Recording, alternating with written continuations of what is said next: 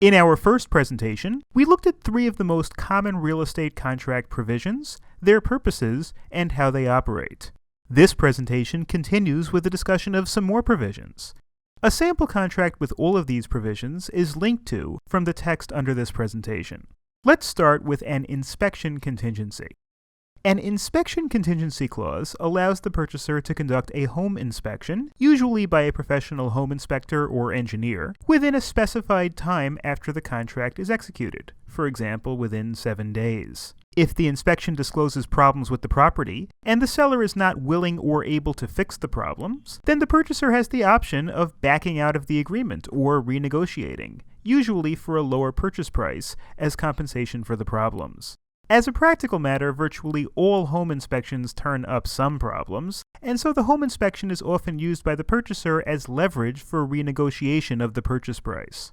While home inspections before going to contract are ubiquitous nowadays, sellers should try to have the inspection done before the signing of the contract, when the seller has no obligations to the buyer.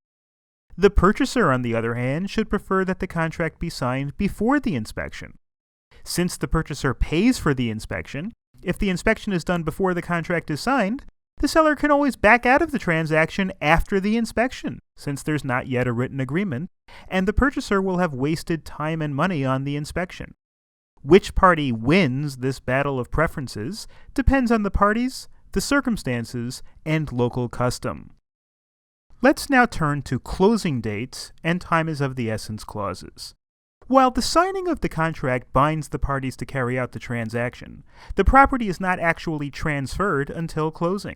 Therefore, the contract should specify the closing date, or at least the time frame. The default rule is that closing dates are not hard deadlines, and closings are routinely postponed for one reason or another. The passing of the closing date in the agreement does allow the party wishing to close to give notice to the other party. That requires closing to occur within a reasonable time, often 30 days. Only after the expiration of this reasonable time can the demanding party claim a breach of contract. On the other hand, a time is of the essence clause causes the closing date stated in the contract to be literal and enforceable.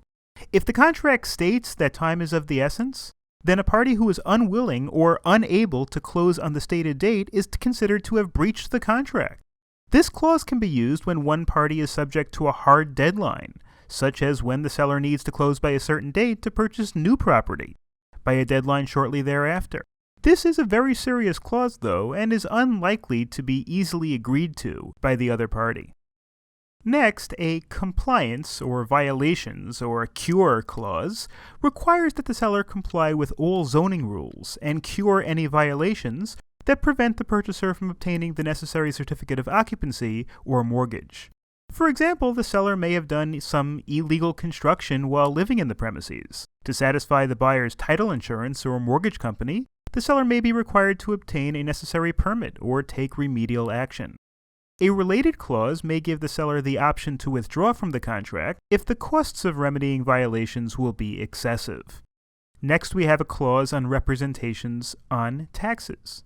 Contract provisions may require the seller to inform the purchaser of the real estate taxes on the property, and/or common charges in the case of a condominium unit. Because real estate tax information is public record and is often available on the internet or through easy inquiry, this clause is sometimes satisfied merely by stating that the tax information is quote-unquote public record. Next, we'll look at provisions for an overstay or a leaseback. It is axiomatic that possession normally changes hands at closing. Nevertheless, there are times that the seller is not ready to vacate at the time of closing, but that the closing must go forth anyway due to mortgage timing or other reasons.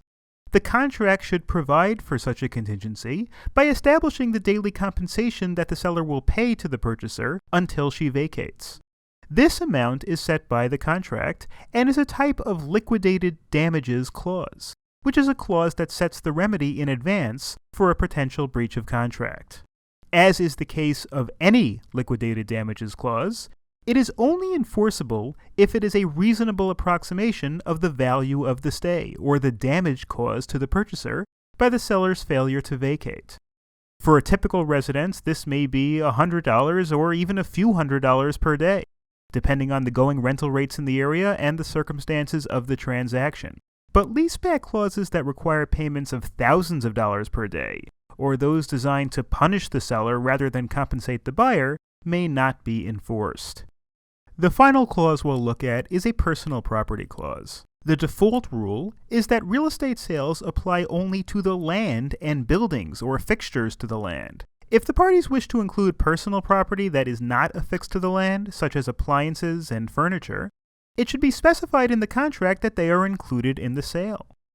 Even items that are possibly fixtures, such as water purification systems and installed air conditioning units, should be listed as included personal property to avoid confusion and controversy later on.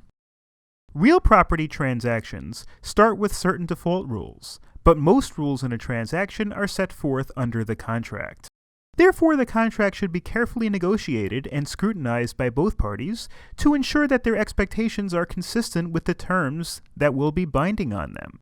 In these two presentations, we have presented an overview of some of the key provisions included in many real estate sales contracts.